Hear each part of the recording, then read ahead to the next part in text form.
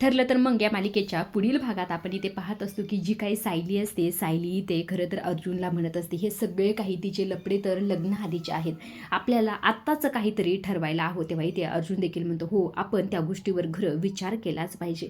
आता इकडे दुसऱ्या बाजूला जी काही प्रिया असते ते प्रियाने तिच्या गुंडाला फोन केलेला असतो. फोन केल्यानंतर खरं त्याला विचारत असते की शांता घरी आली का, असं इथे म्हटल्याबरोबर जो काही गुंड असतो तो म्हणत असतो अजून तरी ती आलेला नाही, पण तुम्ही मला पैसे देत राहा म्हणजे मी तुमचं काम करत राहील. जर तुम्ही पैसे देणं बंद केलं तर मी माझं काम करणं सोडून देईल, असंही ते म्हटल्याबरोबर प्रियाला फार टेन्शन आलेलं असतं.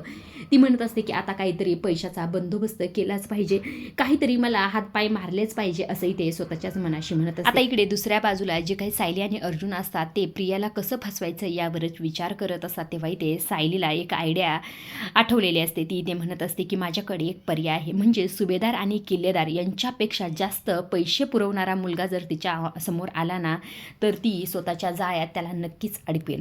फक्त आपल्याला आता हे करायचं आहे की तिच्यासमोर एक पैशावाला मुलगा आणून उभा करायचा आहे, म्हणजे तिला पैसे पुरवेल.